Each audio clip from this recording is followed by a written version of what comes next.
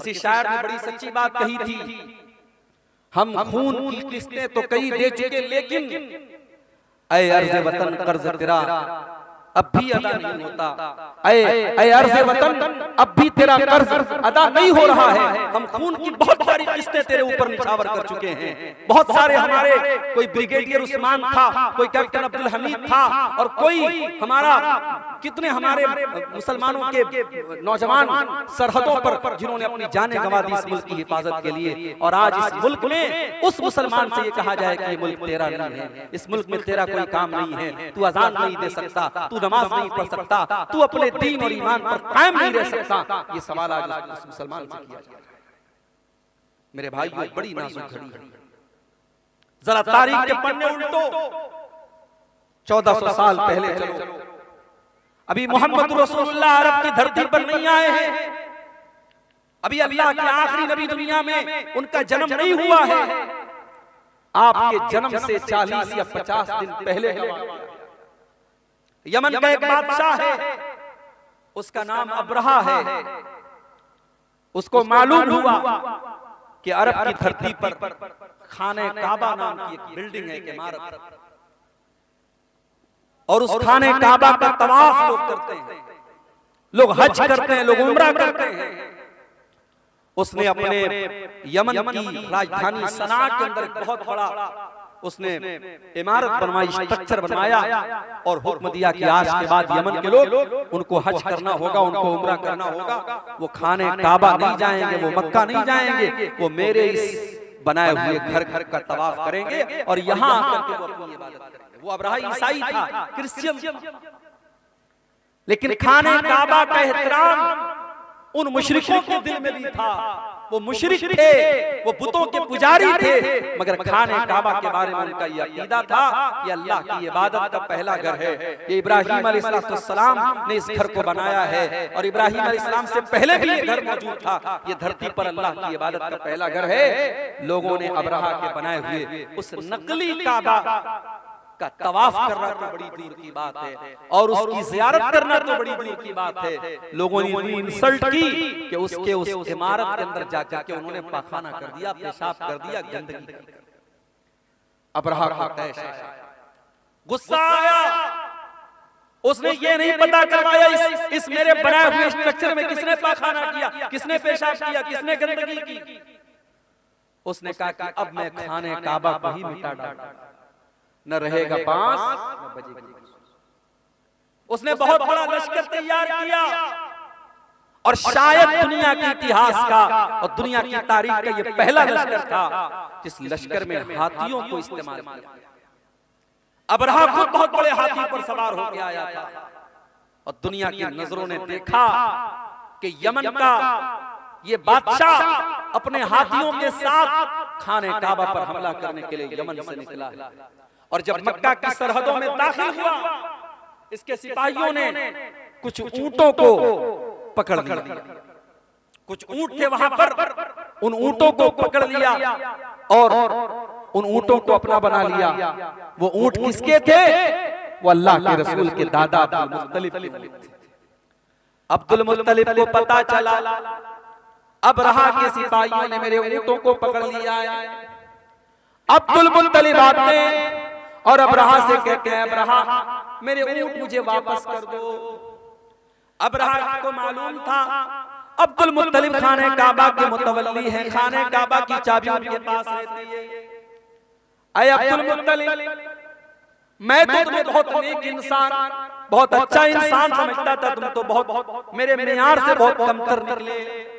अय अब्दुल मुत्तलिब, तुम्हें मालूम है मैं यमन से चल करके तुम्हारे खाने काबा को गिराने आया हूँ। जिस खाने काबा को तुम अल्लाह का घर मानते हो, जिस खाने काबा को तुम इतना एहतराम करते हो कि तुम उसका तवाफ करते हो और हज और उम्रा करते हो, अब्दुल मुत्तलिब उस खाने काबा की तुमको कोई चिंता नहीं है और तुम अपने ऊंटों को मेरे पास लेने के लिए आए हो। इसका मतलब ये हुआ कि तुम्हें अपने ऊंटों से ज्यादा प्यार है, तुम्हें खाने काबा से कोई प्यार नहीं है। अब जरा जवाब सुनना अब्दुल मुत्तलिब। अब्दुल मुत्तलिब मुसलमान नहीं थे, उसी अपने खानदान के मजहब पर थे, अपने बाप दादा के मजहब पर थे, बुत परस्ती वाले मजहब पर थे, इस्लाम पर नहीं थे वो। लेकिन उन्होंने जो जवाब दिया वो जवाब बड़ा माकूल जवाब। कहा कि कहा मैं ऊंटों का मालिक, ऊंटों की हिफाजत मेरे जिम्मे थी, इसलिए मैं अपने ऊंट लेने आया। जहां तक खाने काबा की बात है, इन्न लहू रब्बन यहमीही, इस खाने काबा का एक परवरदिगार है, एक रब है, वो अपने घर की हिफाजत करना जानता है, मुझे उसकी चिंता करने की जरूरत है। और फिर चश्मे फलक ने वो मंजर भी देखा। अबरहा अपने हाथियों से जब इशारा करता है, हाथी शाम का रुख करने के लिए तैयार है, हाथी जो है यमन की तरफ वापस जाने के लिए तैयार है, हाथी तीनों डायरेक्शन में जाने के लिए तैयार है। मगर हाथी को जब ये कहा जाता है तू खाने काबा की तरफ चल, हाथी 1 इंच चलने के लिए तैयार, 1 इंच हाथी आगे बढ़ने को तैयार। उसके बाद दुनिया की नजरों ने ये देखा, हाथियों पर आए हुए उस लश्कर का खात्मा करने के लिए अल्लाह ताला ने बारूद नहीं बरसाया, अल्लाह ताला ने तोप के गोले नहीं बरसाए, अल्लाह ताला ने फरिश्तों की फौज को नहीं भेजा, बल्कि अल्लाह ने कैसे अपना अज़ाब नाज़िल फरमाया। अलम तरा कैफ़ फ़अल रब्बुका बिअस्हाबिल फील, ऐ नबी क्या आपने देखा कि अल्लाह ताला ने हाथी वालों के साथ क्या किया।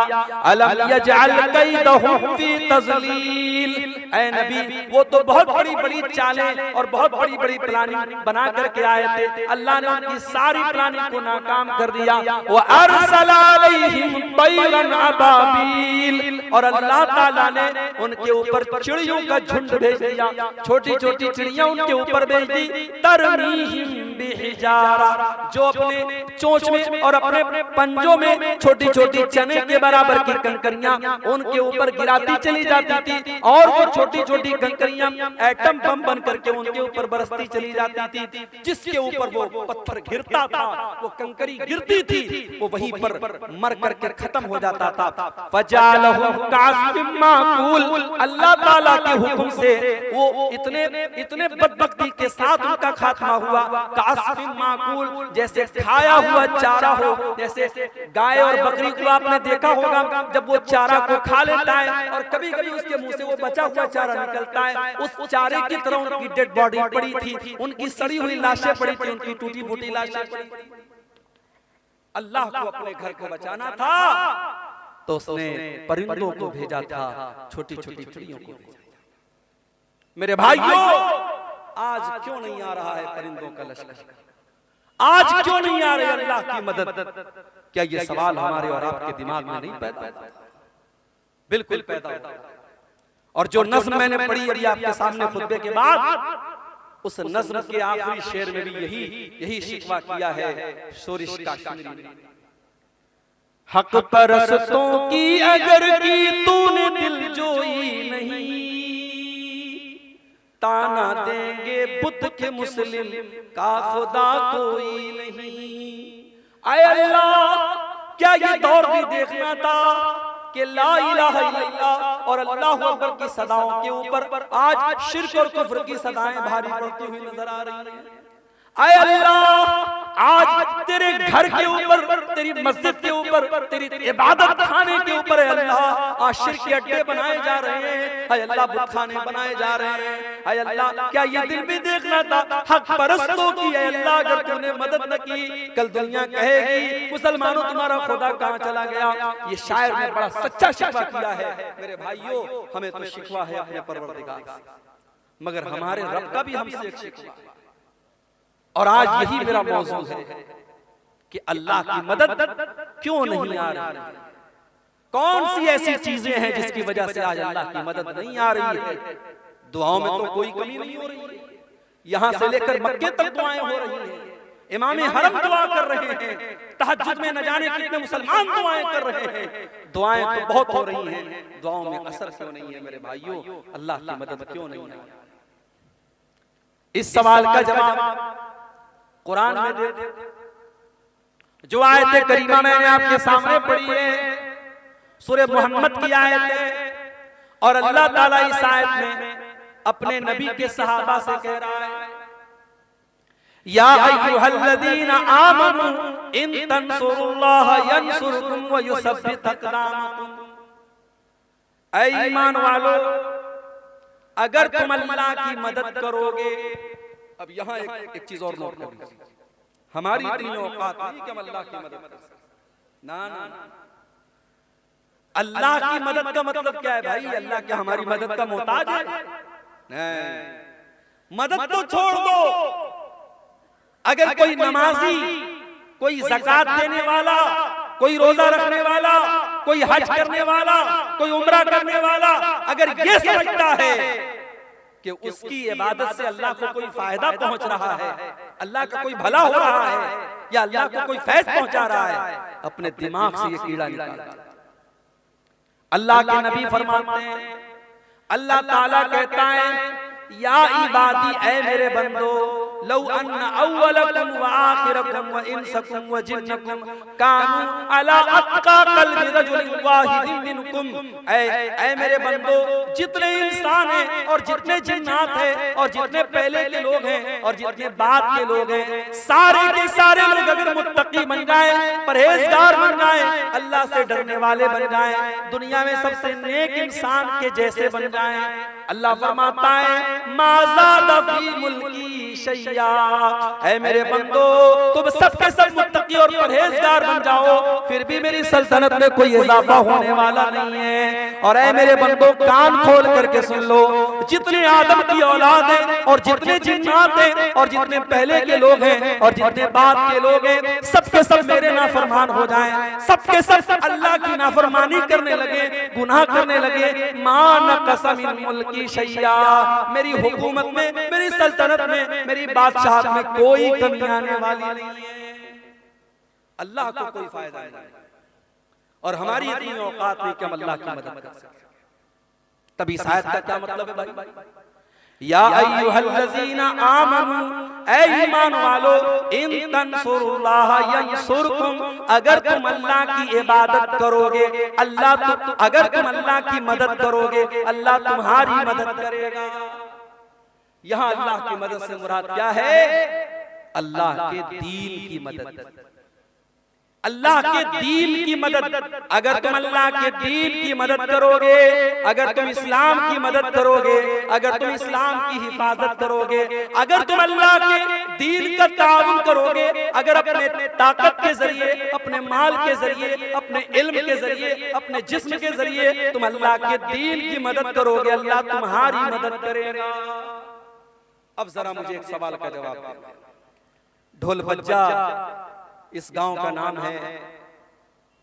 मेरे भाइयों, जरा अपने दिलों पर हाथ रख के बताना, सुबह आंख खुलती है तब से लेकर रात में बिस्तर पे जाने के टाइम तक जरा गौर करना, हर शख्स गौर करे, हम अल्लाह के दीन की कितनी मदद करते हैं।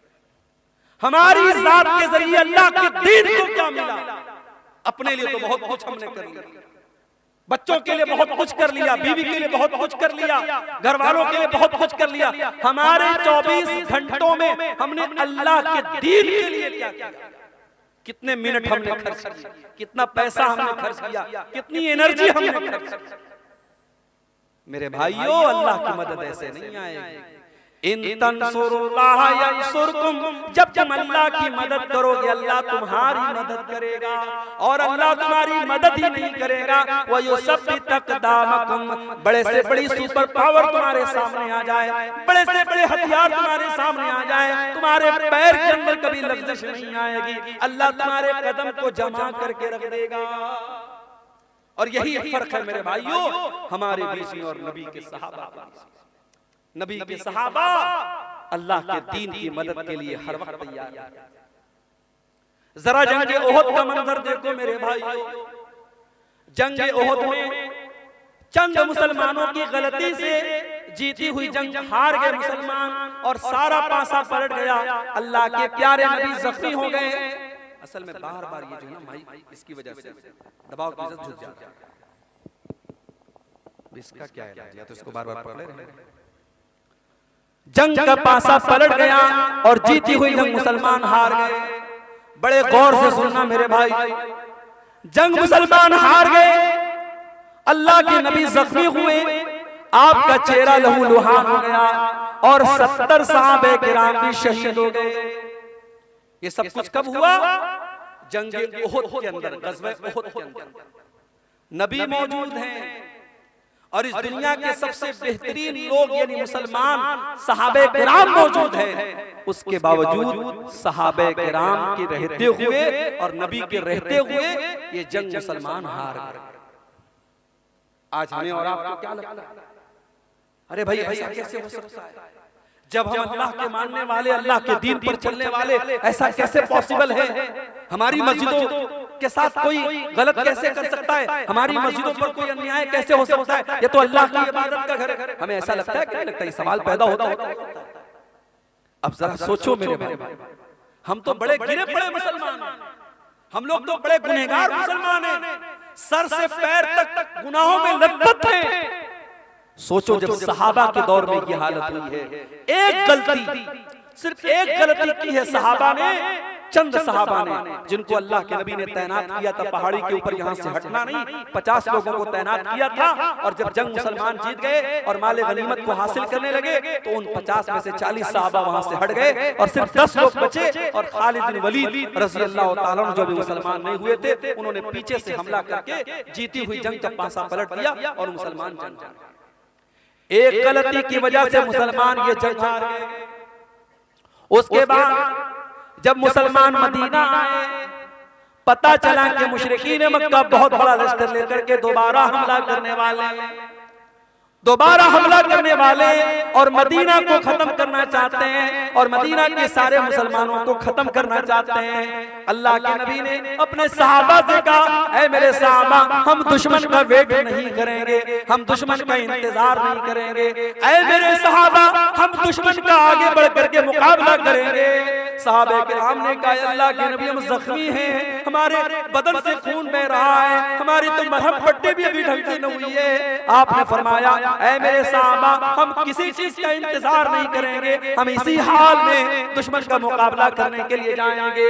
मेरे प्यारे भाइयों, दुनिया ने देखा, आसमान ने देखा, जमीन ने देखा कि नबी के सहाबा जख्मी हालत में, उनके बदन से खून बह रहा है, उनकी बॉडी पर जख्मों के निशानात हैं, उनके बदन से खून रिस रहा है। उसी हालत में मदीना से हुमराउल असद नाम के मकाम तक जाते हैं और दुश्मन का मुकाबला करने के लिए मदीना से चल के जाते हैं। दुश्मनों को पता चला कि मुसलमान फिर से आए, दुश्मन की हिम्मत न बढ़ी और दुश्मन वापस चला गया। कुरान करीम में अल्लाह इसका तज़किरा करते हुए फरमाता है, लिल्लज़ीना अहसनु मिन बादि मा असाबहुमुल करहु।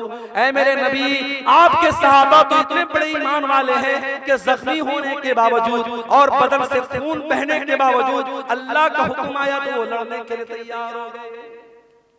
ये थे नबी के सहाबा। वो नबी के लिए, अल्लाह के दीन के लिए, अपने नबी के दिफा के लिए, अपने दीन के डिफेंस के लिए हर वक्त तैयार रहते थे मेरे भाई। और इसीलिए कुरान कहता है, या अय्युहल्लज़ीना आमनू इन तंसुरुल्लाह यंसुरकुम। ऐ ईमान वालो, जब तुम अल्लाह की मदद करोगे, अल्लाह तुम्हारी मदद करेगा। आज तो हालत ये है, 100 रुपया चंदा देने की हैसियत रखने वाला 10 रुपया बड़ी मुश्किल से देता है। कभी और करना, रेस्टोरेंट में 10 की नोट आपको बहुत कम मिलेगी, शराब के अड्डों पर 10 की नोट बहुत कम मिलेगी, ज़िना के अड्डों पर 10 की नोट बहुत कम मिलेगी। मस्जिद की पेटी में देखना 10 की नोट बहुत ज्यादा मिलेगी। जो सबसे छोटा अमाउंट होता है वो हम मस्जिदों में देते हैं, मदरसे में देते हैं। हमारे यहाँ साइंस पढ़ाने वाला टीचर आए, हम 2000 रुपया महीना देंगे। मैथ पढ़ाने वाला टीचर आए, हम 3000 रुपया महीना देंगे। हिंदी और इंग्लिश पढ़ाने वाले को 1000 रुपया महीना देंगे। और बेचारे मौलवी साहब और हाफिज साहब कुरान पढ़ाने के लिए आएंगे तो हम मोल भाव करेंगे, हाफिज साहब 500 रुपया ले लीजिए। कुरान और दीन के इल्म की वैल्यू हमने घटा के रखी है। इंग्लिश मीडियम के नाम पर हमारी जेबों से 2-2 हजार रुपए फीस निकल जाती है और मदरसे में कहीं 100 रुपए फीस लग जाए तो हम ताना मारते, साहब मदरसे वाले भी 100 रुपए फीस मांगते। दीन की वैल्यू को हमने कम कर दिया, दीन की अहमियत हमारी नजरों में हमने हकीर कर दिया। और आज हालात ये हैं, दीन को सारी दुनिया में तमाशा बना के रखा। मेरे प्यारे साथियों, जंगे तबूक का वाक़या याद करो। जंगे तबूक का मौका याद करो, गर्मी का मौसम है, मई जून का महीना है, खजूरों के पकने का टाइम है। अल्लाह के नबी अपने सहाबा से कहते हैं, ऐ मेरे सहाबा, हमको तबूक के लिए जाना है, हमको 700 किलोमीटर लंबा सफर करना है। ऐ मेरे सहाबा, मेरे पास हथियार नहीं है, मेरे पास सवारी नहीं है। ऐ मेरे सहाबा, तुम ताउन करो, तुम दान दो, तुम चंदा दो। ऐ मेरे सहाबा, मैं तुम्हें जन्नत की गारंटी देता हूँ। सहाबे किराम ने अपनी अपनी हैसियत के मुताबिक, अपनी अपनी ताकत के मुताबिक बढ़ चढ़ करके ताउन करना शुरू किया। उस्मान गनी ने बहुत सारे ऊंट भी दे दिए, बहुत सारे घोड़े भी दे दिए और 1000 सोने के सिक्के भी दे दिए। बहुत सारे सहाबा गरीब थे, मजदूर थे, मजदूरी किया करते थे। कोई 1 मुट्ठी, कोई 2 मुट्ठी गेहूं ला रहा है, जौ ला रहा है। ऐ अल्लाह के प्यारे नबी, मैं ये मेहनत करके मजदूरी करके ये लाया हूं। ऐ अल्लाह के नबी, इसको ले लीजिए। अल्लाह के नबी सबका चंदा ले लेते थे, सबका दान ले लेते थे। इतने में हजरत उमर फारूक, उनके दिल में तमन्ना पैदा हुई, हमेशा नेकी के मामले में अबू बकर का नंबर सबसे आगे रहेगा। आज उमर का नंबर आगे रहेगा, आज उमर आगे बढ़ते दिखते। उमर फारूक अपने घर आते हैं, अपने सारे घर के माल को इकट्ठा करते हैं और सारे माल को 2 हिस्सों में डिवाइड करते हैं और आधे माल को घर छोड़ते हैं और आधे माल को बोरे में, पैकेट में पैक करते हैं और नबी अकरम के पास लाके रख देते हैं। अल्लाह के नबी पूछते हैं, माँ अब क़ैतल अहलिक, ऐ उमर, घर वालों के लिए कुछ छोड़ के आए हो कि नहीं आए हो? हजरत उमर कहते हैं, अल्लाह के नबी आप फिक्र न करें, अब तो लहुम निस्फा, मैं आधा लाया हूँ और आधा छोड़ के लाया हूँ, आधा लाया हूँ, आधा छोड़ के लाया हूँ, आप चिंता न करें, आप फिक्र न करें। अब हजरत उमर इंतजार कर रहे हैं, अब देखें अबू बकर सिर्फ क्या लाते हैं। हजरत अबू बकर भी थोड़ी देर में आए, उन्होंने भी अपने सामान का झोला ला करके रख दिया। नबी ने पूछा, माँ अब क़ैतल अहलिक, ऐ अबू बकर, तुमने घर वालों के लिए क्या छोड़ा है? ओ लोगों, अबू बकर की जुबान पर क्या जवाब आया? अबू बकर की जुबान पर क्या जवाब आया? शायर कहता है, नबी ने जो पूछा कि क्या साथ लाए, तो सिद्दीक़ अकबर के होठों पे आया, वहां मालो दौलत की क्या है हकीकत, जहां जानू दाने को दिल चाहता है। अबू बकर सिद्दीक कहते हैं, अब क़ैतुल्लाह व रसूलहू, ऐ अल्लाह के नबी, मैं अपने घर वालों के लिए अल्लाह को छोड़ के आया हूँ, उसके रसूल को छोड़ के आया हूँ। ऐ अल्लाह के नबी, मैं घर में कुछ भी नहीं छोड़ा, मैंने घर में झाड़ू लगा दिया, मैं सब लेके आया हूँ। आज अल्लाह के दीन को मेरे माल की जरूरत है। ऐ अल्लाह के नबी, अपने घर में कुछ छोड़ के नहीं आया। ये नबी के साथ मेरी प्यारी माँ और बहनों, आज वो जज्बा हमारे और आपके अंदर नहीं। अल्लाह की मदद कहां से आएगी? हमारी जिंदगियों में दीन की कोई हैसियत नहीं। हमारी 24 घंटे में हम अगर गौर करें, हम दीन के लिए कितनी मेहनत कर रहे हैं और दीन के लिए हम क्या कर रहे हैं मेरे भाइयों, हम कुछ नहीं कर रहे हैं। अल्लाह का वादा तो सीधा सीधा है, इन तंसुरुल्लाह यंसुरकुम, जब तुम अल्लाह के दीन की मदद करोगे, अल्लाह तुम्हारी मदद करेगा। गज़वे उहद का वो मंजर भी याद करो मेरे। एक औरत आती है, बताया गया तेरा भाई शहीद हो गया, तेरा बाप शहीद हो गया है, तेरा शौहर शहीद हो गया है। बाप के मरने की खबर सुनी, भाई के मरने की खबर सुनी, शौहर के मरने की खबर सुनी, सारी मुसीबतों पर सब्र कर लिया और फिर कहती है, ओ लो ठीक है, मेरे बाप का इंतकाल हो गया, मेरा भाई शहीद हो गया, मेरा शौहर शहीद हो गया, मुझे ये बताओ कि अल्लाह के रसूल का क्या हाल है? लोगों ने कहा अल्लाह के रसूल बिल्कुल सही सलामत है। उसने कहा नहीं, जब तक मैं अपने नबी का दीदार न कर लूं, जब तक मैं अपने नबी को देख न लूं, मुझे चैन नहीं मिल सकता। लोगों ने दीदार कराया, लोगों ने दिखाया, देखो ये अल्लाह के नबी है। जब अल्लाह के नबी को देखती है तो क्या कहती है? कुल्लु मुसीबतिन बादक जलल या रसूल अल्लाह, ऐ अल्लाह के नबी, आपके रहते हुए सारी मुसीबतें मेरे लिए आसान है। ऐ अल्लाह के नबी, आप जिंदा हैं, आप सही सलामत हैं, मुझे बाप के जाने का, मुझे भाई के जाने का, मुझे शौहर के जाने का कोई दुख नहीं है।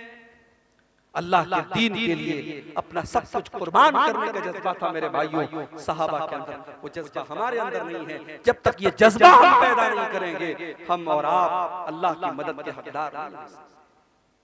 आज तो हालत ये है, नौजवान है, पैसा कमा रहा है, अच्छा पैसा कमा रहा है, बिल्डर है, अच्छी खेती बाड़ी है, उसके पास लाखों का मालिक है। उससे कहो भाई हज कर ले, उम्रा कर, कहता अरे मौलवी साहब अभी कितनी उम्र है, अभी 40 साल का हूं, हज कर लूंगा दाढ़ी रखनी पड़ जाए, हज कर लूंगा 5 टाइम की नमाज पढ़नी पड़ेगी, हज कर लूंगा चोरी बेईमानी नहीं कर पाऊंगा, लोग कहेंगे हाजी साहब के सब काम करता है। अभी थोड़ा गुलछर्रे उड़ा लेंगे, 50-60 साल के हो जाएंगे, फिर हज भी कर लेंगे, उम्रा भी कर लेंगे। मुझे बताओ 40 साल वालों, क्या तुम लिखवा के लाए हो कि तुम 50 साल तक जिंदा रहोगे? क्या इस बात की गारंटी है कि तुम्हें आइंदा कोई बड़ी बीमारी नहीं? इतनी छोटी सी उम्र में मैंने अपनी आंखों से देखा है मेरे भाइयों, अपनी आंखों से देखा है कितने नौजवानों को अपनी आंखों से देखा है। कोई एक्सीडेंट में मारा गया, कोई घर से निकला था सैर और तफरीह करने के लिए, मेरी वाइफ मेरी अहलिया के खाला का बेटा था, हाफिज कुरान था, बड़ा नेक बच्चा था, आलिम भी था, घर से निकला था, बकरीद का मौका था, ईद उल अज़हा का मौका था, और अगर मेरी याददाश्त धोखा नहीं खा रही शायद चौथा दिन, दोस्तों के साथ बनारस में वो तफरीह करने के लिए, घूमने के लिए बाइक से निकला, और मेरी अहलिया अपने मायके में थी, और उनकी जो खाला थी, जो उस लड़के की माँ थी, वो भी अपनी बहन के घर आई थी। और बकरीद का त्योहार आप जानते हैं, खाने पीने का त्योहार है, तरह तरह की डिशेस खाई जा रही हैं। नौजवान लड़का घर से निकला है, त्योहार का टाइम है, बकरीद का मौका है, वो घर से ये सोच करके निकला है कि चलो हम खुशी मनाएंगे, हम थोड़ा दोस्तों के साथ सैर और तफरीह करेंगे। बाइक से वो निकलता है और मुगल सराय रेलवे स्टेशन से करीब में एक ट्रक आती है, और ट्रक का ड्राइवर शायद नशे में रहा हो या नींद के आलम में रहा हो, उसने उसकी बाइक में ऐसी टक्कर मारी है, ऑन द स्पॉट वो लड़का 18-20 साल का वो लड़का इंतकाल कर जाता है। और इतनी बुरी तरीके से एक्सीडेंट होता है, उसके सर का और उसके धड़ का जो हाल होता है वो बयान के बाहर है मेरे भाई। और त्योहार का मौका है, जब लाश घर में आती है और माँ बाप उसकी लाश को देखते हैं मेरे भाई, माँ बाप की आंखों से आंसू नहीं होते। खुशी का त्योहार और खुशी का मौका गम में तब्दील हो जाता है मेरे भाइयों। मौत का फरिश्ता आपसे अपॉइंटमेंट लेकर के नहीं आएगा, आपसे पूछ करके नहीं आएगा कौन सी बीमारी, कौन सा एक्सीडेंट, कौन सी मुसीबत और कौन सा बहाना आपकी जिंदगी के खात्मे की खबर लेके आएगा, आप नहीं कह सकते मेरे भाइयों। नबी अकरम के सहाबा को जंगे बद्र का मौका है, हजरत उमैर इब्न हुमाम अंसारी एक नौजवान साहबी हैं, नौजवान साहबी खजूरें खा रहे हैं, और अल्लाह के नबी जंगे बद्र में अपने सहाबा को जिहाद की अहमियत बता रहे हैं और अल्लाह की राह में लड़ने की अहमियत बता रहे हैं। अल्लाह के नबी सहाबा से कह रहे हैं, ऐ मेरे सहाबा, ये जंगे बद्र का मैदान है, ये जन्नत का मैदान है, उठो और जन्नत को पाने के लिए लड़ पड़ो और अल्लाह की राह में कुर्बानी दे दो। हजरत उमैर इब्न हुमाम कहते हैं, ऐ अल्लाह के नबी, अल्लाह के नबी, क्या जन्नत इतनी बड़ी है कि जन्नत की चौड़ाई आसमान और जमीन के बराबर है? अल्लाह के नबी फरमाते कि हाँ हाँ ऐ उमैर, जन्नत की चौड़ाई तो इतनी है। वो कहते हैं बखिन बखिन, क्या बात है, क्या बात है? अल्लाह के नबी फरमाते हैं, ऐ उमैर तुम ऐसा क्यों कह रहे हो? कहते हैं अल्लाह के नबी, इन्नी लअरजू, मैं उम्मीद करता हूँ कि मैं भी जन्नत में चला जाऊँ। आपने फरमाया, हाँ ऐ उमैर, अगर तुम अल्लाह की राह में लड़ते लड़ते शहीद हो जाओगे तो तुम भी उसी जन्नत के हकदार बनोगे।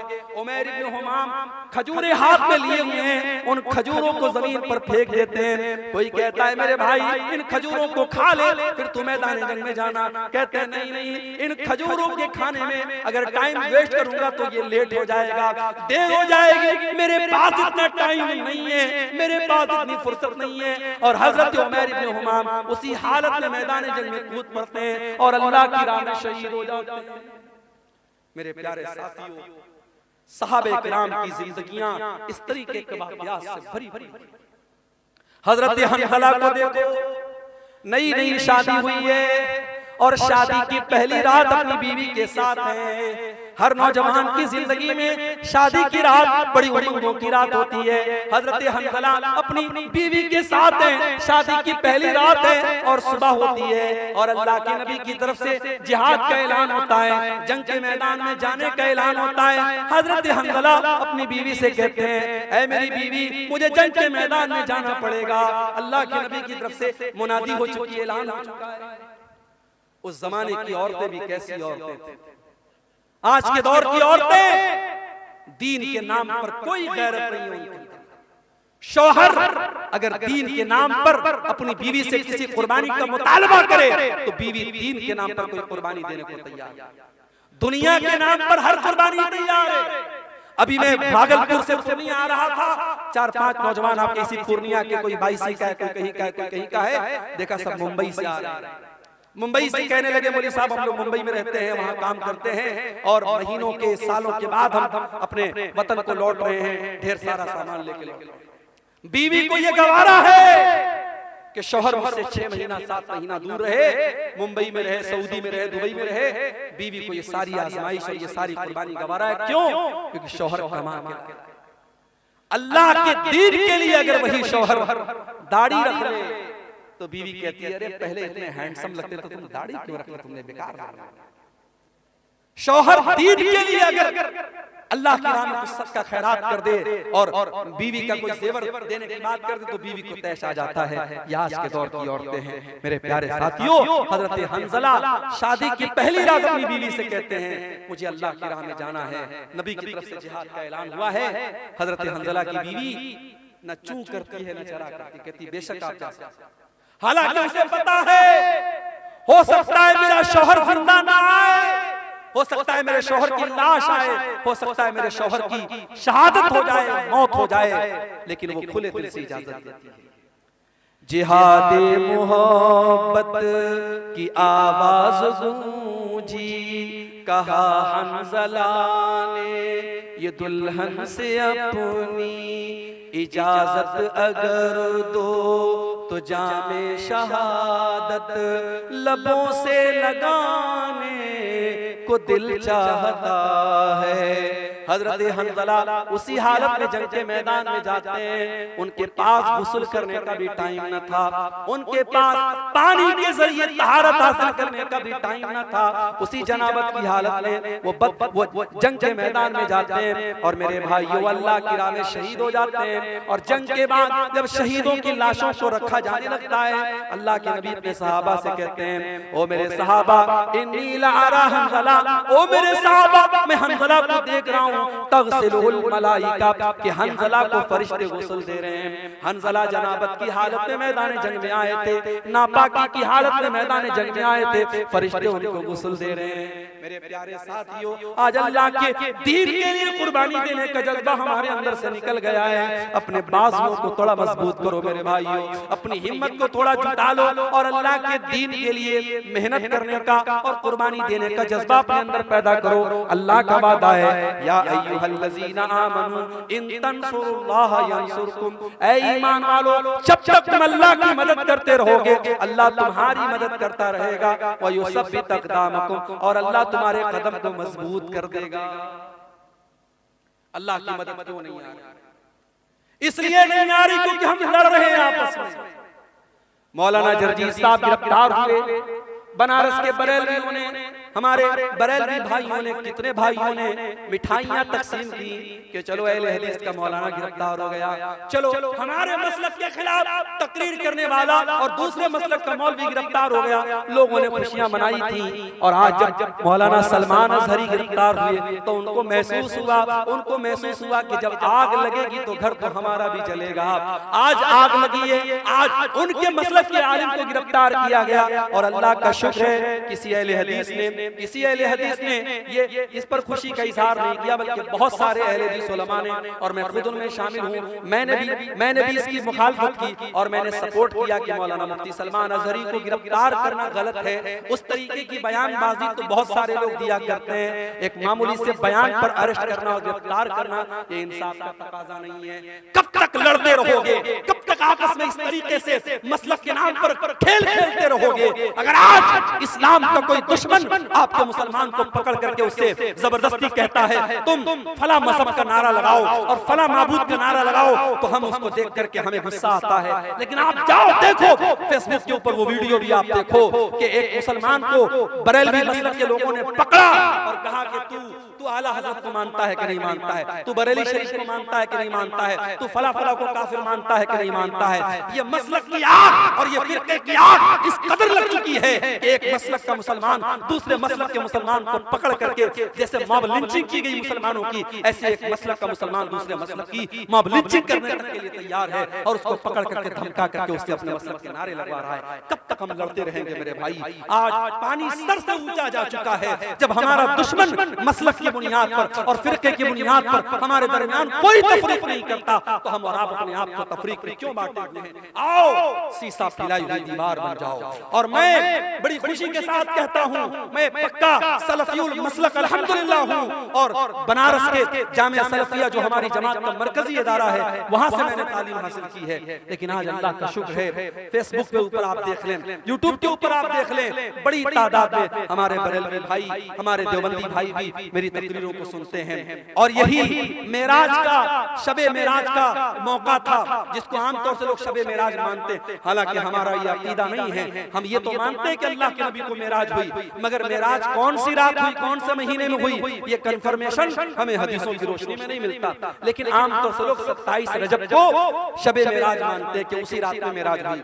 बनारस से 100 किलोमीटर दूर, बनारस से 100 किलोमीटर दूर एक जगह पड़ती है मछली शहर, वहां पर बरेलवी भाई हर साल प्रोग्राम कराते हैं मेराजुल नबी के नाम पर। आप YouTube पर जाके देख ले, वहां मुझे तकरीर का मौका दिया गया। बरेलवियों का मजमा है, उनके नारे लग रहे हैं, उनके उलमा बैठे हैं वहां पर। अल्हम्दुलिल्लाह मैंने तकरीर की और कुरान और हदीस की रोशनी में की, और जो सही बात है, जो किताब और सुन्नत की बात है, वो मैंने बयान की। मेरे भाइयों, हम चाहते हैं कि ऐसा माहौल बने, एक दूसरे का एहतराम हम करना सीखें, एक दूसरे के उलमा का एहतराम करना हम सीखें। हमारे जो इख्तिलाफात हैं, हम एक दायरे में रह करके उसको हल कर सकते हैं। लेकिन आज मसलक खेलने का टाइम नहीं है मेरे भाई। हमारी तारीख ये बताती है, अंदलुस जैसा मुल्क मुसलमानों से खाली हो गया, वहां की मस्जिदों को अस्तबल बना दिया गया, वहां की मस्जिदों में दास के अड्डे और शराब के अड्डे बन गए। क्यों? जाओ इतिहास उठा के देखो, तारीख उठा के देखो, अंदलुस के मुसलमान आपस में लड़ पड़े, छोटी छोटी रियासतें कायम हो गई, अंदलुस के अलग अलग इलाके में छोटी छोटी हुकूमतें कायम हो गई। और जब दुश्मन ने हमला किया, दुश्मन का साथ अपने मुसलमान भाई के खिलाफ दिया उन लोगों ने, नतीजा ये निकला अंदलुस के अंदर से मुसलमान खत्म हो गए। और आज आप अंदलुस में देखिए, तलाश करना पड़ेगा, दूर दूर तक आपको कोई मस्जिद नहीं मिलेगी, कोई मुसलमान नहीं मिलेगा। मेरे भाइयों, अगर हम इस तारीख से अपने आप को बचाना चाहते हैं, हमें अपने अंदर इत्तेहाद पैदा करना पड़ेगा, यूनिटी पैदा करना पड़ेगा, इत्तेहाद पैदा करना पड़ेगा। और जब हम इत्तेहाद की बात करते हैं तो माफ कीजिए, हर चीज में इत्तेहाद की बात आती है। आगे मुल्क में हुक्मरानी किसकी होगी, मुल्क के इक़्तिदार पर कौन बैठेगा, हम डिसाइड तो नहीं कर सकते कौन बैठेगा, मगर हम ये तो बता सकते हैं कि हम मुसलमान इस मुल्क में हम मुत्तहिद होकर के हम वोटिंग करते हैं। आने वाले इलेक्शन के मौके पर भी आप अपने वोट के जरिए ऐसी ताकतों को आप अपना वोट दीजिए जिनके बारे में आपको ये लगता है कि हाँ, ये मुल्क में अमन चैन और सुकून को बढ़ावा देगी, और ऐसी ताकतों को नाकाम कीजिए जो मुल्क के माहौल में नफरत का जहर घोलना चाहती हैं। मेरे भाइयों, हमें और आपको अपने अंदर इत्तेहाद पैदा करना पड़ेगा। कुरान क्या कहता है, वातसिमू बिहब्लिल्लाहि जमीआ, ऐ ईमान वालों तुम अल्लाह की रस्सी को मिलकर के थाम लो, वला तफर्रकू, और आपस में तुम फिरकों में न बंटो, वज़कुरू नेमतल्लाहि अलैकुम, और ऐ ईमान वालों तुम अल्लाह की नेमत को याद करो, इज़ कुंतुम आदान, जब तुम एक दूसरे के दुश्मन थे, फअल्लफ़ बैन क़ुलूबिकुम, अल्लाह ने अपने नबी को भेज करके तुम्हें भाई भाई बना दिया। आज तो हालात ये हैं, एक सगा भाई अपने सगे भाई की जमीन पर नाजायज कब्जा करके बैठा है। एक सगा भाई, दोनों एक माँ के बच्चे हैं, एक पेट में पैदा, एक पेट से पैदा हुए हैं, एक बाप का खून दोनों की रगों में दौड़ रहा है, लेकिन सगा भाई अपने सगे भाई की जमीन पर नाजायज कब्जा करके बैठा है। सगा भाई अपने भाई के खिलाफ अदालत में केस लड़ रहा है, और उसको मालूम है जमीन मेरी नहीं है, जायदाद मेरी नहीं है, मेरे भाई की है, मगर पैसे और जमीन और जायदाद की ऐसी लालच है, अपने भाई के खिलाफ केस लड़ रहा है। कान खोल करके सुन लो, मेरे नबी की अदालत का फैसला, दुनिया की अदालत का फैसला बाद में देखना, सुप्रीम कोर्ट और हाई कोर्ट का फैसला बाद में देखना, पहले देखो हमारे नबी की अदालत का क्या फैसला है। अल्लाह के नबी फरमाते हैं कि दो लोग मेरे पास आते हैं अपना केस लेकर, और एक आदमी की बात सुन करके मैं फैसला कर देता हूं, क्योंकि मैं इंसान हूं, मुझसे भी गलती हो सकती है। हो सकता है एक इंसान चिकनी चुपड़ी बातें करता हो, दूसरा इंसान अपनी बात ढंग से पेश न कर पाया हो। कान खोल करके सुन लो।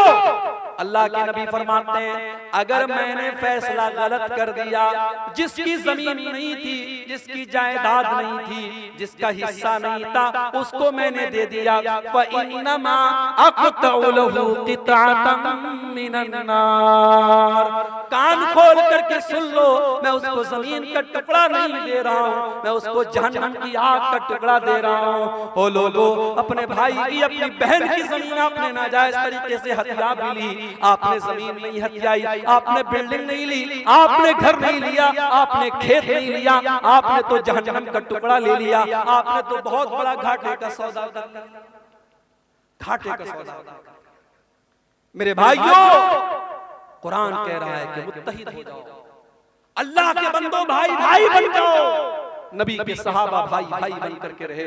मक्का के मुहाजिर जब मदीना पहुंचे, मदीना के अंसारियों ने खुले दिल से कहा कि हमारे भाइयों, हमारे घर के दरवाजे आपके लिए खुले हैं। यहां तक कहा जमीन मेरी है, खेत मेरा है, जायदाद मेरी है, लेकिन नबी ने आपको मेरा भाई बनाया है, आ जाओ हम जमीन के दो टुकड़े कर देते हैं, घर के दो हिस्से कर देते हैं, खेत के दो हिस्से कर देते हैं, आधा तुम ले लो, आधा मैं ले लेता हूं। यहां तक कहा मेरी दो बीवियां हैं, तुम किसी एक को पसंद कर लो, मैं तलाक दे देता हूं, तुम निकाह कर लेना। कुर्बानी और मोहब्बत की ये मिसाल पूरे इंसानी इतिहास में कभी नहीं मिलती। मेरे भाइयों, हम और आप अपने गांव में आराम से सो रहे हैं, हम अपने घर में बच्चों के साथ आराम से सो रहे, वहां फलस्तीन में डेली बमबारी हो रही है और छोटे छोटे बच्चे मारे जा रहे, और ये यूएन की रिपोर्ट है, अक़वाम मुत्तहिदा की रिपोर्ट है, अब तक लाखों बच्चे गाजा के अंदर मारे जा चुके हैं, मासूम बच्चे मर रहे हैं, और हमें रात में आराम से नींद पर, बिस्तर पर नींद आ रही है। नहीं मेरे भाई, मुसलमान तो वो होता है, चाहे फलस्तीन में उसका भाई मर रहा हो, चाहे दुनिया के किसी भी कोने में उसका भाई मर रहा हो, अपने भाई के मरने पर उसका दिल दुखी हो जाए, उसके कौम का कहीं बच्चा मारा जाए, उसको लगे मेरा बच्चा मर रहा है, कहीं किसी औरत की इज्जत टूटे, उसे लगे मेरी बहन की इज्जत टूट रही है, कहीं किसी का घर गिरे, उसे लगे मेरा घर गिर रहा है। नबी अकरम सल्लल्लाहु अलैहि वसल्लम फरमाते हैं कि अल मुमिनु लिल मुमिनि कल बुनियान यशुद्दु बाज़ुहु बाज़ा। मुसलमान तो मुसलमान के लिए एक इमारत की तरह होना चाहिए, एक बिल्डिंग की तरह होना चाहिए। जैसे एक बिल्डिंग जब तैयार होती है, उसमें पिलर्स भी खड़े किए जाते हैं, उसमें बाकायदा स्लैब भी डाला जाता है, उसमें सीमेंट का अपना रोल होता है, उसमें छड़ का अपना रोल होता है, उसमें सरिया का अपना रोल होता है। जैसे एक बिल्डिंग तैयार होती है और बिल्डिंग का हर मटेरियल दूसरे मटेरियल को ताकत देता है, मुसलमान मुसलमान को ताकत देने वाला बने, मुसलमान मुसलमान का सपोर्टर बने, मुसलमान मुसलमान का हमदर्द बने। और एक और हदीस में अल्लाह के नबी फरमाते हैं अल मसलुल मुमिनीना फी तवाद्दिहिम व तआतुफिहिम व तराहुमिहिम कमसलिल जसदिल वाहिद। आपने फरमाया मुसलमानों इतनी मोहब्बत एक दूसरे से करो, इतनी हमदर्दी एक दूसरे से करो जैसे इंसान का शरीर होता है। मानव शरीर में, इंसान के जिस्म में कहीं एक कांटा भी चुभता है, पूरा बदन बेचैन हो जाता है। मुसलमानों तुम्हारे दरमियान इतनी मोहब्बत होनी चाहिए। आओ इत्तेहाद अपने अंदर पैदा करो। बिरादरीवाद के नाम पे मुझे मालूम है बिहार में बहुत सारी जगहों पर बिरादरी के नाम पर बड़ी कट्टरता है। इसी दरभंगा के इलाके में एक गांव में लोगों ने बताया भी और न्यूज में भी आया कि एक गांव में अंसारियों का रास्ता अलग है, शेख का रास्ता अलग है। आपके इलाके में सुरजापुरी और शेरशाहबादी के दरमियान बड़े इख्तिलाफात की खलीज है। मेरे भाई, ये वक्त बिरादरियों के नाम पे लड़ने का नहीं है, ये वक्त फिरकों के नाम पे लड़ने का नहीं है, ये वक्त मसलब के नाम पे लड़ने का नहीं है। हालात ये है, आज मुसलमान जिस गांव में अक्सरियत में होते हैं, वहां से भी मुसलमान के सरपंच खड़े जीत नहीं पाते। क्यों? क्योंकि सरपंच का चुनाव होता है, प्रधान का चुनाव होता है, मुसलमान उस गांव में मेजॉरिटी में हैं, लेकिन मुसलमान के 4 कैंडिडेट खड़े होते हैं, गैर मुस्लिम का 1 कैंडिडेट खड़ा होता है, और मुसलमानों के वोट 4 जगह तकसीम हो जाते हैं। गांव में मेजॉरिटी मुसलमानों की है, लेकिन प्रधान जो होता है, सरपंच जो होता है, वो गैर मुस्लिम बन जाता है। मेरे भाइयों, इत्तेहाद में ताकत है, यूनिटी में ताकत है। आज मुल्क के हालात इस बात का तकाजा करते हैं कि हम अपने अंदर इत्तेहाद पैदा करें। मेरे भाइयों, आज अल्लाह की मदद अगर चाहिए तो हमें और आपको मुत्तहिद होना पड़ेगा। इसी तरीके से अगर अल्लाह की मदद चाहते हो तो तौहीद की हिफाजत करो और शिर्क से बचो। अल्लाह मुशरिक की मदद कभी नहीं करेगा, अल्लाह का वादा है हम तुम्हारी मदद करेंगे। शर्त क्या है? वादल्लाहुल्लज़ीना आमनु मिनकुम व अमिलुस्सालिहाति लयस्तखलिफन्नहुम फिल अर्ज़ि कमा इस्तखलफल्लज़ीना मिन क़ब्लिहिम। ऐ ईमान वालो, अल्लाह का वादा है, अल्लाह जरूर तुम्हारी मदद करेगा, तुम्हें जमीन के अंदर इक़्तिदार भी अता करेगा, तुम्हारे खौफ को अमन और शांति से तब्दील कर देगा। शर्त क्या है? याबुदूननी ला युशरिकून बी शैया। शर्त ये है तुम मेरी इबादत करना और मेरी इबादत में किसी को शरीक न करना, शिर्क मत करना। आज हालत क्या है? हालत ये है कि अयोध्या से 300 मुसलमान लखनऊ से अयोध्या का सफर करते हैं। ये मैं मीडिया की रिपोर्ट आपको बता रहा हूं, 300 मुसलमान लखनऊ से अयोध्या का सफर करते हैं श्री रामचंद्र जी की जो नई मूर्ति और नया उनका जो वहां पे मंदिर बना है उसकी जियारत और दर्शन करने के लिए। माफ करना, एक मुसलमान होने के नाते हम श्री रामचंद्र जी का एहतराम करते हैं, उनका सम्मान करते हैं, मगर हम उनकी इबादत को जायज नहीं समझते। क्यों?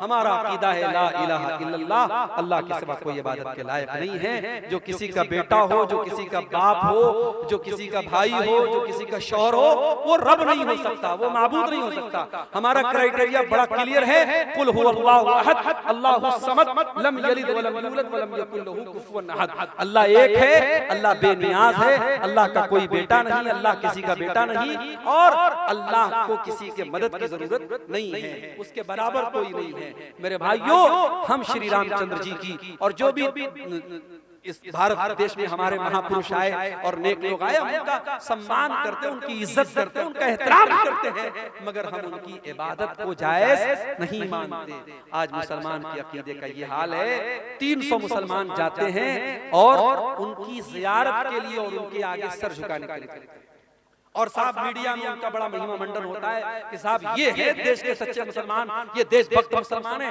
माफ करना, देश का संविधान हमसे ये नहीं कहता है कि मुसलमान तब अच्छा हिंदुस्तानी बनेगा जब वो दूसरे मजहब की तारीफ करेगा, बल्कि हमारे देश की तो यही खासियत है, या हिंदू हिंदू रहकर, मुसलमान मुसलमान रहकर, सिख सिख रहकर, ईसाई ईसाई रहकर, यहूदी यहूदी रहकर, बौद्ध बौद्ध रहकर, हर मजहब वाला अपने मजहब पर रहकर हिंदुस्तानी है। और हिंदुस्तान का संविधान और आईन उसे अपने मजहब पर अमल करने की आजादी देता है। मेरे भाइयों, हमारी हिंदुस्तानियत पर शक करने का किसी को कोई अधिकार नहीं है। इस मुल्क की आजादी में हमारे उलमा का खून शामिल है, हमारे उलमा का खून शामिल है। और आपके इसी बिहार की सरजमीन पर उलमाए सादिकपुर, पटना का एक इलाका और एक मोहल्ला था सादिकपुर, अंग्रेजों ने बुलडोजर चलवा दिए, पूरे मोहल्लों को खत्म करवा दिया। और जवाहरलाल नेहरू ने कभी कहा था कि मुल्क में की आजादी में तमाम लोगों की कुर्बानी एक तरफ है और उलमाए सादिकपुर की कुर्बानी एक तरफ है। मेरे प्यारे साथियों, हमारे उलमा के खून बहे हैं, हमारे उलमा ने फांसी के फंदे पर झूले हैं और काला पानी की सजाएं उन्होंने झेली हैं, तब जाकर ये मुल्क आजाद हुआ है। इस मुल्क को हम न कभी छोड़े हैं और न छोड़ेंगे इंशाअल्लाह। ये बात याद रखो मेरे भाइयों, इस मुल्क का कोई फैसला हमारी आवाज के बगैर अधूरा है, मगर हमें अपने हालात पर भी गौर करना पड़ेगा। हमें अपने हालात पर भी गौर करना पड़ेगा कि आज हमारा अकीदा जो हमारे दिन की सबसे मजबूत बुनियाद है, आज अकीदे का क्या हाल है। आज हम न्यूज में जब देखते हैं फला जगह मुसलमान लड़की इस्लाम छोड़ करके फला मजहब में दाखिल हो गई, तो हमारे सर तो शर्म से झुक जाते हैं। हमें शर्म आती है कि प्यार और मोहब्बत में इतनी ताकत है क्या? फेसबुक और इंस्टाग्राम पर किसी ने आई लव यू बोल दिया, मोहब्बत का इकरार कर दिया, तो हमारी मुसलमान बहन उसके प्यार में इतनी बिछ गई कि इस्लाम को उसने छोड़ दिया। क्या हमारी तरबियत में इतनी कमी थी?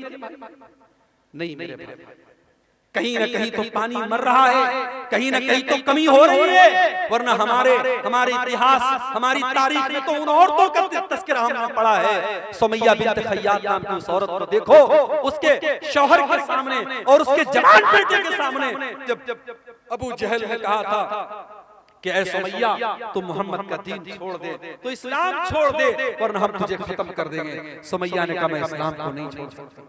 अबू जहल ने कहा सुमैया हम तेरे बदन के कपड़े उतार करके तुझे नंगा कर डालेंगे।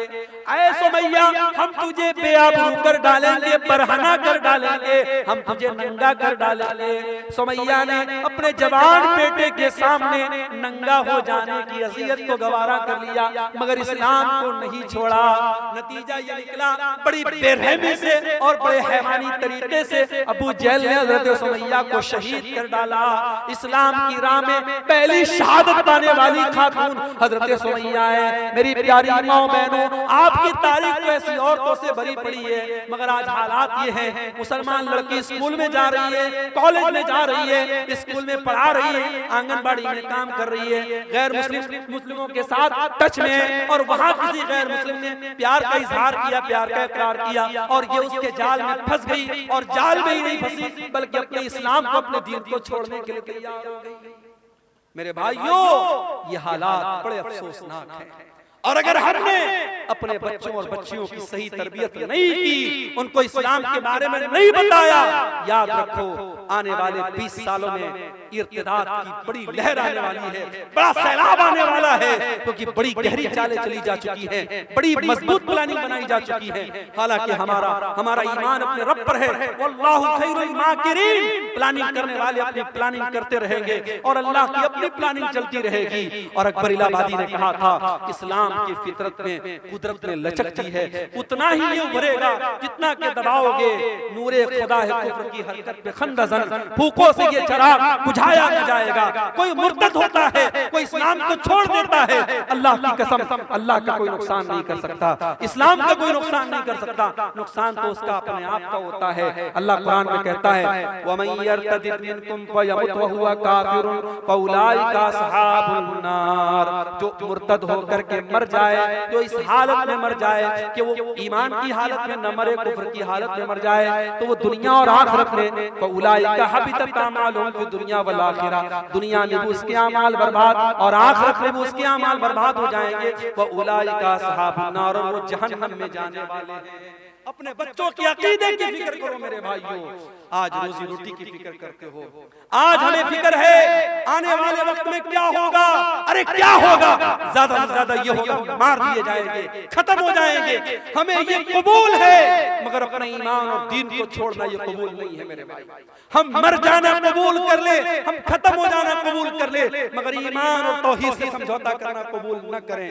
याद करो अपने बाप इब्राहिम अलैहिस्सलाम को। इब्राहिम अलैहिस्सलाम जब अपने लख्ते जिगर इस्माइल को और अपनी बीवी हाजरा को जब मक्का की बियाह हो गया, सरजमीन पे छोड़ के जाने लगे, तो क्या दुआ की थी उन्होंने?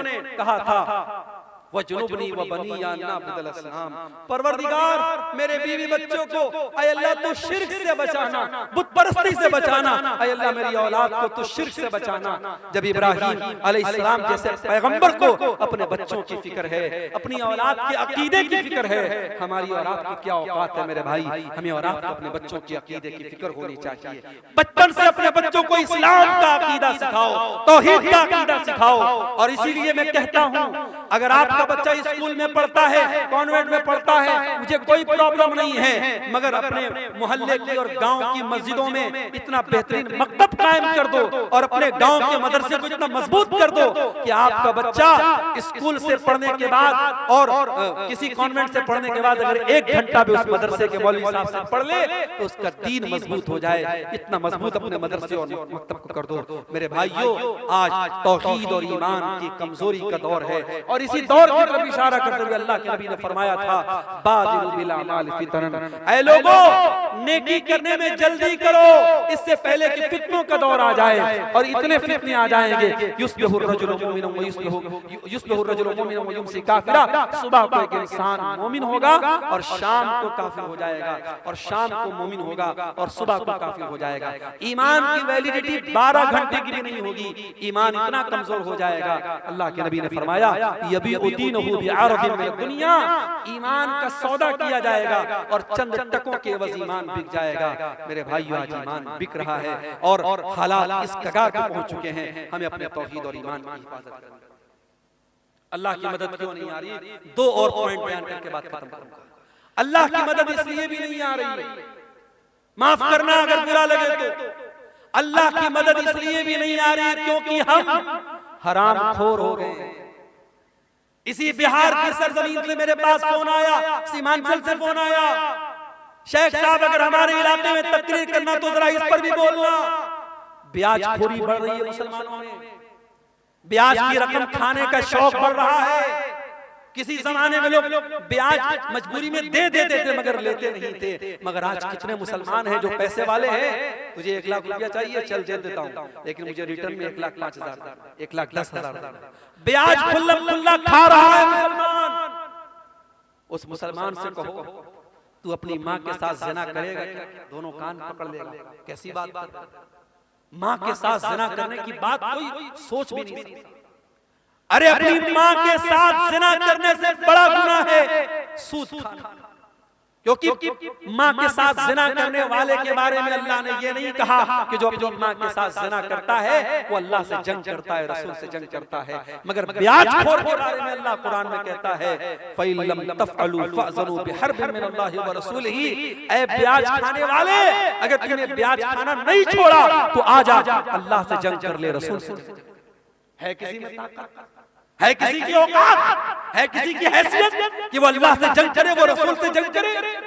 मेरे भाइयों, ब्याजखोरी बढ़ रही है।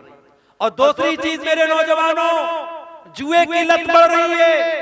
आजकल नई नई कंपनियां आ रही है क्रिप्टो के नाम से, फला कंपनी में पैसा लगा दो, फला कंपनी में पैसा लगा दो। मुझे लोगों ने बताया हाफिज साहब भी लगा रहे हैं, इमाम साहब भी लगा रहे हैं, मौलवी साहब भी लगा रहे हैं, और कहते हैं मौलवी साहब की जायज है। कैसे जायज है भाई? कहते बिजनेस हो रहा है। क्या बिजनेस हो रहा है भाई? ये तो नहीं पता, लेकिन बिजनेस हो रहा है। कोई बिजनेस नहीं हो रहा है। ये जितनी कंपनियां आई हैं, मेटा फला फला फला और क्रिप्टो फला और फला फला, ये सब फ्रॉड है, धोखा है। लिख लो मेरी बात, आज 2024 में कह रहा हूं, 2025 तक कई कंपनियां भाग चुकी, सब फ्रॉड, सब इसकी टोपी उसके सर, उसकी टोपी उसके सर। शुरू में जो लोग जुड़ेंगे उनकी कमाई होगी, बाद में जो लोग जुड़ेंगे उनकी कमाई लेके भाग जाएंगे। कोई बिजनेस नहीं हो रहा। और एक बात सुन लो, अगर किसी बिजनेस में पैसा लगाते भी हो तो इतना सिंपल नहीं है। लोग अक्सर ये सवाल करते हैं, शेख साहब शेयर मार्केट में पैसा लगाना कैसा है? लगा सकते हो मगर कुछ शर्त है। अब मिसाल के तौर पर टाटा है, टाटा बहुत बड़ी कंपनी है, टाटा जो है गाड़ी भी बना रही है, टाटा फोन भी बना रही है, टाटा की अपनी टेलीकॉम कंपनी भी है, टाटा की अपनी जो है आईटी कंपनी भी, टाटा बहुत बड़ी कंपनी है। अब टाटा के किस कंपनी में आप शेयर लगा, आपका पैसा किस कंपनी में लगा है और वो कंपनी क्या काम करती है, ये देख लो, आप शेयर मार्केट में पैसा लगा सकते अगर वो जायज काम कर रहा है। आप किसी भी कंपनी में पैसा लगा दिए, वो कह रहा है भाई 1 लाख रुपया आप हमारी कंपनी में लगा दो, हम हर महीना आपको 10,000 रुपया देंगे। लोग को लगता है बड़ा आसान तरीका। अभी कुछ दिनों पहले हैदराबाद और मुंबई में एक बहुत बड़ी कंपनी, मैं नाम नहीं लूंगा, आप लोग सुने होंगे, जानते होंगे, उसमें मुसलमान नाम देखकर और उलमा का नाम देखकर लोगों ने पैसा लगाया, करोड़ों लोगों का पैसा डूब गया। कितने बंबई के हमारे जानने वाले उलमा का पैसा डूब गया। कितने लोगों ने अपने फ्लैट बेच दिए, घर बार बेच दिया कि जब बैठे बिठाए 50,000 रुपया मिल रहा है तो घर मकान को रखने की जरूरत, सब बेच दिया और करोड़ों रुपया उनका डूब गया। मेरे प्यारे साथियों, इस तरीके के धोखेबाजों से होशियार। आप अपने पैसे को हलाल जगह लगाओ, जायज जगह लगाओ, अल्लाह का नाम लेके लगाओ।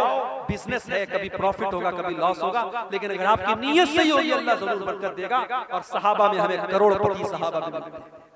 याद रखो, पूरी अमानतदारी के साथ और पूरी बसीरत के साथ कह रहा हूं, पैसा कमाओ। हमें उलमा की भी जरूरत है, हमें पैसे वालों की भी जरूरत है। ये पैसे वाले न हो मदरसे नहीं चल सकते। हमें करोड़पतियों की भी जरूरत है। हमारी मस्जिदें, हमारे मदरसे, हमारे दीन के काम कैसे चलेंगे? करोड़पति बनो, हलाल तरीके से बनो मेरे भाई, हराम तरीके से पैसा मत कमाओ। जुए के जरिए, सट्टे के जरिए रातों रात अमीर बनने के सपने बंद कर दो। मेहनत करो, मजदूरी करो, बिजनेस में पैसा लगाओ, बिजनेस के जरिए पैसा कमाओ। नीयत सही होगी और आपके मुकद्दर में लिखा होगा, यकीनन आप आगे बढ़ेंगे। मेरे प्यारे साथियों, अल्लाह के नबी ने फरमाया कि जिस बदन के अंदर हराम की कमाई जाती है, फन्नारु औला बिही, वो बदन जहन्नम की आग। और यही नहीं, अल्लाह के नबी सल्लल्लाहु अलैहि वसल्लम यहाँ तक फरमाते हैं, अगर कोई हराम कमाई खाता है और बहुत लंबा सफर करके उसके बाल मैले हो जाते हैं, उसके कपड़े मैले हो जाते हैं, और अल्लाह की बारगाह में हाथ फैला के दुआ करता है, या रब्बी कह के दुआ करता है, लेकिन वमतअबहु हराम वमशरबहु हराम वमलबसहु हराम वगुज़िया बिल हराम, उसका खाना हराम कमाई का, उसका पानी हराम कमाई का, उसका कपड़ा हराम कमाई का, उसकी परवरिश हराम कमाई की, तो अल्लाह के नबी फरमाते हैं फअन्ना युस्तजाबु लिज़ालिक, उसकी दुआ कहां से कबूल होगी? ब्याज खाने वाला उम्रा कर ले, हज कर ले, खाने काबा का दरवाजा पकड़ पकड़ के रो रो के दुआ करे, उसकी दुआ कैसे कबूल होगी जब मेरे नबी कहते हैं हरामखोर की दुआ कबूल नहीं होती? मेरे भाइयों, आज अल्लाह की मदद इसलिए भी नहीं आ रही क्योंकि मुसलमान पैसा कमाने की अंधी रेस में लग चुका है, ब्याज भी खा रहा है, जुआ भी खेल रहा है, सट्टा भी खेल रहा है, ऑनलाइन ऐप्स के जरिए हराम तरीके से पैसा भी कमा रहा है। मेरे भाइयों, कमाई को हलाल करो, कमाई को हलाल करो। सलफ कहा करते थे, अतिब मत्आमा का तो जब दावत का, अपनी कमाई को, अपने खाने को हलाल कर लो, हमारी दुआ कबूल होगी, अल्लाह की मदद आएगी अगर हमारी कमाई हलाल हो जाए। इसी तरीके से मेरे भाई, अगर हम चाहते हैं कि अल्लाह की मदद आए, मेरे नौजवान साथियों, आपको अपनी जवानी की हिफाजत करनी पड़ेगी, अपनी जवानी की अहमियत को समझना पड़ेगा। अल्लाह की कसम दिल दुखता है जब फजर की नमाज में ये चंद बूढ़े हमें मस्जिद में नजर आते हैं। नौजवान कहां मर गए, मेरी कौम के नौजवान कहां मर गए? वो रात को 2-2 बजे तक, 3-3 बजे तक व्हाट्सएप पर चैटिंग करते रहे, लड़कियों से बातें करते रहे, अय्याशियां करते रहे, फेसबुक की रील्स देखते रहे, यूट्यूब के शॉर्ट देखते रहे, बेहयाई के मनाजिर देखते रहे। रात को 3-3 बजे तक हमारा नौजवान ये सब देख रहा है। और फजर की अजान जब होती है और मुअज्जिन कहता है अस्सलातु खैरुम मिनन नौम, नमाज नींद से बेहतर है, हमारा नौजवान बिस्तर पे सोया रहता है। मेरे नौजवानों, ये अजान की आवाज सिर्फ 70 साल वालों के लिए नहीं, आपके लिए भी है। और मेरे रब की कसम, आप जब फजर की नमाज में उठ के जाते हैं, शैतान जलील होता है, शैतान पछताने लगता है कि मैं इस नौजवान को कैसे रोक नहीं पाया, इसको मैं फजर की नमाज में कैसे मैं रोक नहीं पाया। नौजवानों, अपने आप को नमाज का पाबंद बना। और बाद नौजवान मुझसे पूछते हैं, मेरे पास व्हाट्सएप पर मैसेज भी आता है, शेख साहब गंदी आदत में पड़ गया, गंदे वीडियोस देखने की आदत हो गई, लड़कियों से चैटिंग करने की आदत हो गई, हराम काम की आदत पड़ गई। शेख साहब को ये इलाज बता दीजिए, कोई तरीका बता दीजिए। आओ तरीका बताता हूँ कुरान की रोशनी में। गंदी आदतों से बचना है, बुरी आदतों से बचना है, अय्याशी से बचना है, मोबाइल के गलत इस्तेमाल से बचना है। एक नुस्खा बताता हूँ, नोट कर लो मेरे भाई। कुरान में अल्लाह फरमाता है, फखलफ मिन बादिहिम खल्फुन अदाउस सलात वत्तबउश शहवाति फसौफ यलकौन गय्या। अल्लाह कुरान के 16वें पारे में फरमा रहा है कि जो लोग नमाज नहीं पढ़ते हैं, जो लोग नमाज की पाबंदी नहीं करते हैं, वही लोग ख्वाहिशात की पैरवी करते हैं, वही लोग शहवतों की पैरवी करते हैं, और वही लोग जहन्नम में जाएंगे। इसका उल्टा ये मतलब निकला कि जो नमाज की पाबंदी करेगा, जो 5 टाइम की नमाज हर हाल में पढ़ेगा, वो ख्वाहिशात की पाबंदी से बचेगा, वो गलत शहवतों से बचेगा, वो औरत के फितने से बचेगा। वो जिसको ये रात में फिक्र होगी मुझे सुबह फजर की नमाज जमात के साथ पढ़नी है, वो रात में कोई गंदा काम करने के पहले 1000 बार, वो मोबाइल पर कोई गंदी चीज देखने के पहले 1000 बार सोचेगा कि यार मैं नमाजी आदमी हूं, ये चीज मुझे सूट नहीं करती है, वो बंद कर देगा, वो नहीं। अगर बचना चाहते हो, नमाज की पाबंदी करो। और यही बात अल्लाह कुरान के 21वें पारे में कहता है, उतलु मा उहिया इलैका मिनल किताब व अक़िमिस सलाह इन्नस सलाता तन्हा अनिल फ़हशाई वल मुनकर। ऐ नबी, कुरान की तिलावत करो और नमाज की पाबंदी करो। नमाज बेहयाई और बुराई से रोकती है। ये 2 काम कर लो, कुरान की तिलावत पाबंदी से करो और नमाज पाबंदी से पढ़ो, फिर देखो बेहयाई से बचते हो कि नहीं बचते हो, बुराई से बचते हो। मेरे भाइयों, नमाज की पाबंदी करो। और नमाज कोई मामूली चीज नहीं है, टेंशन को दूर करने वाली चीज नमाज। मैं मानता हूं इस वक्त हालात बड़े बेचैन कर देने वाले हैं। मीडिया में आने वाली खबरें, यूपी की खबरों से बिहार वाले परेशान, बिहार की खबरों से यूपी वाले परेशान, तमिलनाडु की खबरों से नॉर्थ इंडिया के मुसलमान परेशान। ये मीडिया आज हमको परेशान कर रहा है, डिस्टर्ब कर रहा है। आज इस माहौल में नमाज हमारी बहुत बड़ी जरूरत भी है। मेरे नमाज पढ़ो और कुनूत नाज़िला का इत्मीनान करो। मेरे नबी दुश्मनों पर बद्दुआ करने के लिए कुनूत नाज़िला पढ़ते थे। आज कुनूत नाज़िला पढ़ो और नमाज की पाबंदी करो। अल्लाह कुरान में कहता है वस्तईनु बिस्सब्रि वस्सलाह, सब्र और नमाज के जरिए अल्लाह की मदद तलब करो। मेरे भाई, मेरे नबी जब टेंशन में होते थे, परेशानी में होते थे, हजरत हुज़ैफा रज़ियल्लाहु ताला अन्हु कहते हैं अल्लाह के नबी नमाज के लिए खड़े हो जाते थे। आज हमें नमाज की अहमियत पर भी तवज्जो देने की जरूरत है।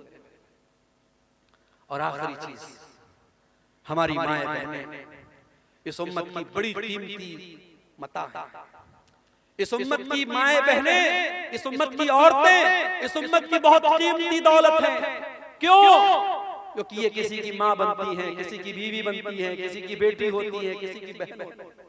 एक औरत के कई रूप होते हैं और इस्लाम ने औरत के हर रूप की बड़ी इज्जत दी। इस्लाम में औरत को पूजा तो नहीं गया, औरत की इबादत तो नहीं की गई। इस्लाम में इबादत सिर्फ अल्लाह की है, मगर औरत अगर माँ है तो इस्लाम ने कहा उसकी इज्जत करो, उसके कदमों के नीचे तुम्हारी। औरत अगर बीवी है, कुरान कहता है वमिन आयातिही अन खलक़ लकुम मिन अनफुसिकुम अज़वाजन लितस्कुनु इलैहा। बीवी तुम्हें सुकून पहुंचाती है, तुम्हारे घर को शांति देती है, तुम्हारे बच्चों को पालती है, तुम्हारे दिल को सुकून पहुंचाती है। यही बीवी बेटी, यही औरत बेटी है। तो अल्लाह के नबी फरमाते हैं मन इब्तुलिया मिन हाज़िहिल बनाती शैअन कुन्न लहू सित्रम मिनन नार। जिसको अल्लाह बेटी देकर के आजमाता है और इस इम्तिहान में वो खरा उतरता है, बेटी अपने माँ बाप को जहन्नम की आग से बचाती है। यही औरत जब बहन बनती है, अल्लाह के नबी फरमाते हैं जिसकी 3 बहनें हो और उन बहनों की सही देखभाल करे, सही परवरिश करे, सही उनका सही जगह शादी कर दे, कुन्न लहू सित्रम मिनन नार। वो बेटियां अपने भाइयों, वो बहनें अपने भाइयों के लिए नजात का जरिया बन जाती हैं। मेरे भाइयों, औरत का हर रूप इस्लाम की नजर में बड़ा कीमती, मगर आज हमारी माँ बहनों को भी सोचना पड़े कि आज मैं कहां खड़ी। आज जब हम अल्लाह की कसम इंस्टाग्राम पर और फेसबुक पर और व्हाट्सएप पर जब किसी मुसलमान औरत को बेहयाई के काम में देखते हैं तो हमें डबल तकलीफ होती है। बेहयाई के काम कोई भी औरत करे ये तकलीफ की बात है, मगर मुसलमान औरत करे तो ये डबल तकलीफ की बात है कि हमारी कौम की लड़की, हमारी कौम की बहन है। अभी भागलपुर में उतरा, एक गैर मुस्लिम, देखने में बज़ाहिर एक गैर मुस्लिम लड़का था, देखा उसके साथ एक औरत बिल्कुल चिपक करके बैठी है, बातें कर रही है। कुछ देर के बाद मोबाइल पर फोन आया मेरे सामने, उसने सामने वाले से बात करके अस्सलाम वालेकुम। कपड़े से नहीं लगा मुसलमान है, उसके चेहरे पर जो स्कार्फ बना हुआ था उससे नहीं लगा मुसलमान है, लेकिन जब फोन पर उसने अस्सलाम वालेकुम कहा, मुझे पता लग गया मुसलमान है। मुझे बड़ी तकलीफ हुई कि ये मुसलमान लड़की किसी गैर मुस्लिम लड़के के साथ इस तरीके से ऑटो पे टोटो पे बैठ कर क्या कर रही है। ये हालात आज हमारे, मेरी माँ और बहनों, आज आपको अपनी जिम्मेदारी को समझना पड़ेगा। आज आपको बेहयाई और बेगैरती के इस तूफान का मुकाबला करना है, उसका शिकार नहीं बनना। औरत बड़ी कीमती चीज भी है और शैतान का बहुत बड़ा हथियार भी है। अल्लाह के नबी फरमाते हैं अद्दुनिया कुल्लुहा मता व खैरु मताइ दुनिया अल मरअतु सालिहा। दुनिया की सबसे कीमती दौलत नेक औरत है। और अल्लाह के नबी ये भी फरमाते हैं अल मरअतु औरत, औरत पर्दे में रहने की चीज है। फैज़ा खरजत, जब ये औरत घर से निकलती है, इस तशरफहा शैतान, तो शैतान का शिकार बन जाती है, शैतान का आला बन जाती है। इसलिए मेरी माँ और बहन, आप तो धारी खंजर है, आपके जरिए अच्छा काम भी हो सकता है और आपके जरिए समाज को बिगाड़ा भी जा सकता है। अब ये आप तय करें आपको क्या करना है। और मर्दों से मैं गुजारिश करूंगा कि आपके घर की औरतें क्या पहन रही हैं, किस हालत में निकल रही हैं, ये देखना आपकी जिम्मेदारी। आप तयूस न बने, आप बेगैरत न बने। जिस भाई की बहन बेपर्दा निकले, जिस बाप की बेटी बेपर्दा निकले, जिस शौहर की बीवी बेपर्दा निकले, वो दय्यूस है, वो बेगैरत है। और मेरे नबी ने फरमाया 3 लोग क़यामत के दिन ऐसे होंगे, अल्लाह ताला उनकी तरफ देखेगा भी नहीं। उन 3 लोगों में एक कोई इंसान भी होगा, अद्दय्यूस अल्लज़ी युक़िरु फ़ी अहलिही अल-ख़ुबूस, वो बेगैरत आदमी जिसके घर में बेगैरती का काम हो रहा हो और उसको कोई फर्क न पड़ रहा हो। मेरे भाइयों, बेगैरती अल्लाह को पसंद है, अल्लाह गैरत वाला है, अल्लाह को बेगैरत लोग पसंद नहीं। इसलिए अपने घरों में गैरत का माहौल पैदा, अपने घर में ये बताओ, फर्क बताओ अपनी जवान बेटियों को, ये खाला का लड़का है, ये मामू का लड़का है, ये चाचा का लड़का है, ये गैर महरम है, किसी को अलाउ मत करो। व्हाट्सएप पर किसी का सलाम आया, अपनी बहनों से कहना चाहता हूं, खबरदार किसी अजनबी को लिफ्ट मत कराओ।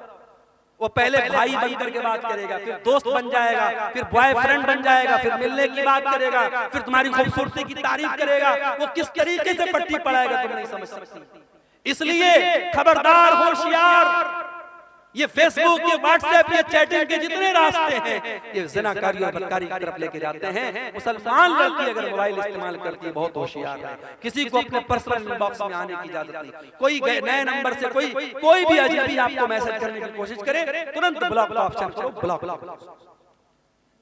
मेरे भाइयों, आखिर में ये कहना चाहता हूं, मुल्क के हालात जो भी हैं जैसे भी, मगर हम आजाद नहीं। हमारे बड़े मौजूद हैं, हमारे उलमा मौजूद हैं। हम अपने उलमा की, अपने बड़ों की रहनुमाई के बगैर कोई कदम नहीं बढ़ाएंगे, कोई ऐसा काम नहीं करेंगे जिससे हमारे मुल्क का कोई नुकसान हो, हमारी कम्युनिटी का कोई नुकसान हो, हमारे समाज का कोई नुकसान हो। दुनिया में जो लोग और फितना फसाद की बातें करें वो करते रहे। मैं तो किसी ऐसे बयान के भी पक्ष में नहीं हूं जो बयान दो कम्युनिटी के बीच में फसाद फैलाने की कोशिश करे। हम अमन और शांति के प्रतीक हैं और रहेंगे, लेकिन हाँ, हम बुज़दिल भी न बने, हम कमजोर भी न बने। अगर वाकई में कोई हम पर जुल्म कर रहा है तो जुल्म को सहन नहीं करना चाहिए, जुल्म को बर्दाश्त नहीं करना चाहिए, जुल्म के का मुकाबला करना चाहिए। और अगर अपनी जान और अपनी इज्जत और अपनी आबरू की हिफाजत करने में कोई मर भी जाए तो मेरे नबी ने फरमाया, मन कुतिला दुना इर्दिही व मालिही फहुवा शहीद। अपने माल की हिफाजत करने में, अपनी आबरू को बचाने के लिए कोई मर जाए, कोई कत्ल हो जाए तो अल्लाह की राह में शहीद होता है। मेरे भाइयों, अपनी इज्जत की बात आ जाए तो टीपू सुल्तान का वो जुमला याद रखना कि शेर की एक दिन की जिंदगी गीदड़ की 100 साल की जिंदगी से बेहतर होती है। आखिर में ये यूट्यूबर हजरात से मैं कहना चाहूंगा कि चूंकि मुल्क का माहौल बहुत सेंसिटिव है, मुल्क का माहौल बहुत सेंसिटिव है, और मैं यूट्यूबर से भी कहना चाहूंगा, इसलिए कि 50 सैकड़ों यूट्यूबर यहाँ मौजूद हैं, कौन किस चैनल का वाला है मैं नहीं जानता। मेरी बहुत सारी तकरीरों पर यूट्यूबर्स ने गंदे थंबनेल लगाए हैं, उल्टे सीधे थंबनेल लगाए हैं, ऐसे थंबनेल लगाए हैं जो कानून की नजर में गलत है। जो तकरीर में मैंने जो बात नहीं कही है वो थंबनेल लगा के आप लोग लगाते हैं। आज की तकरीर में ऐसा कुछ नजर नहीं आना चाहिए। मैंने आपको वजाहत कर दी है, आज की तकरीर में ऐसा कुछ अगर नजर आया तो मैं आपके खिलाफ एक्शन लूंगा। अभी हमारे भाई ने एक बात कही कि शराब के ऊपर भी थोड़ा सा बोल दीजिए। आप जानते हैं बिहार में हुकूमत की तरफ से शराब बंद है, गुजरात में बहुत पहले से शराब बंद है, मगर ये अजीब मसला है, जहां शराब बंद है डाटा बताता है गुजरात में शराब एक जमाने से बंद है, लेकिन सबसे ज्यादा शराब गुजरात में पी जाती है। बिहार में शराब बंद है, मगर शराबियों ने बताया, शराबियों से पूछो तो बताएंगे कि शराब पहले से ज्यादा अवेलेबल हो जाती है शराब पीने वाले। तो देखो, कानून के डंडे से शराब नहीं रुक रही, कानून के डंडे से शराब नहीं रुक रही। किससे रुकेगी? ईमान की ताकत से।